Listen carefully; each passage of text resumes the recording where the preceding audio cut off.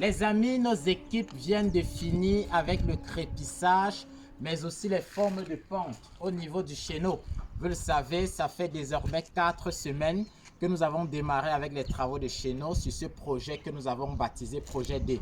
Quand on finit donc avec les formes de pente, avant que le charpentier ne vienne travailler, avant que l'étanchéiste ne vienne habiller le chéneau, que ce soit avec la membrane ou la résine, il est question de vérifier les formes de pente.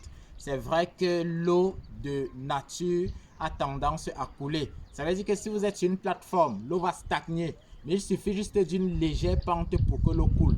Ça veut dire que nous allons donc vérifier les formes de pente ensemble. Là, vous avez donc un seau. Étant donné que l'eau est appelée à couler, si on verse l'eau ici, sur la naissance, qui est le point le plus bas, l'eau va rester sur place parce que l'eau ne pourra pas monter. On va donc se placer sur le point le plus haut pour pouvoir verser cette eau et voir ensemble le comportement. Vous allez constater que nous avons plusieurs naissances parce que je vous ai dit, nous privilégions la fonctionnalité et ça fait qu'on ne peut pas venir sur une très grande distance. On dit qu'on va mettre une seule naissance parce que l'architecture du bâtiment ne souhaite pas que les tuyaux soient visibles. On n'en mettra pas assez de manière à obstruer, mais on mettra le juste milieu, la quantité nécessaire. Allons-y.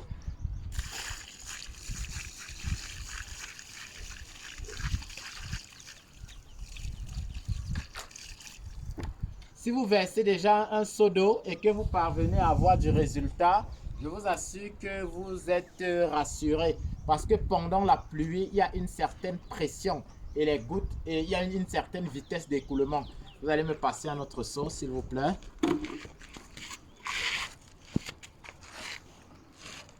Merci, vous rapprochez. Bon, le suivant, on va le verser là-bas. Donc ici, on va revenir là. Vous constatez quoi? Vous constatez immédiatement que l'eau est venue se stocker à ce point et que le sommet est totalement vide. On va venir verser à un autre point. Comme j'ai expliqué, on verse au niveau des sommets.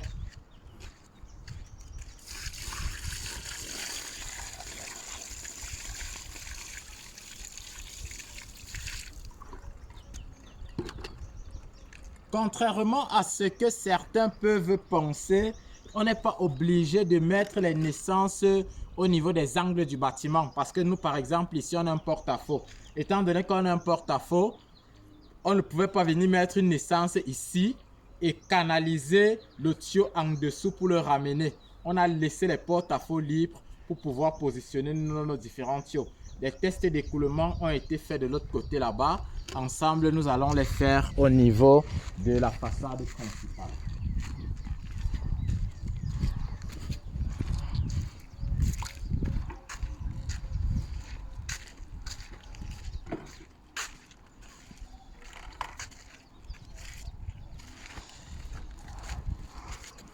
Ici, nous sommes sur la zone la plus délicate. Ça veut dire que ici, on n'a pas de naissance aux extrémités.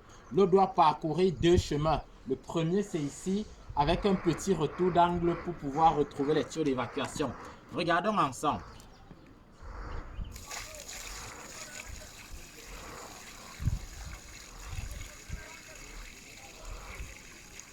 Essayez de parcourir le trajet de l'eau avec la caméra pour assurer nos internautes.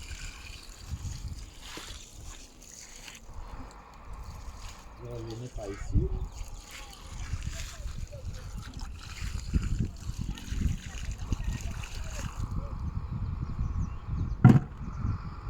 Étant donné que nous avons travaillé avec du ciment hydrofuge, vous constatez donc que l'eau n'a même pas tendance à s'infiltrer, l'eau coule entièrement.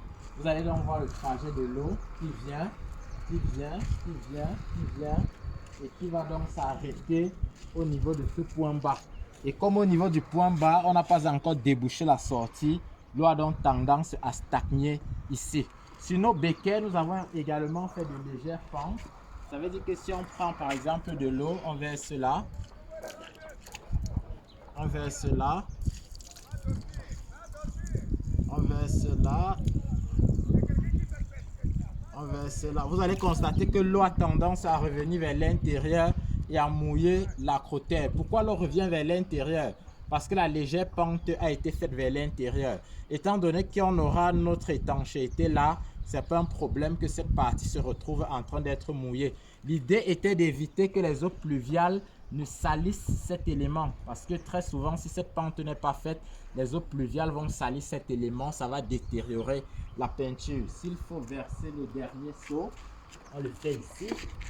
On avait déjà fait, mais on va reprendre pour votre bien. On est là, hop, hop, hop, hop.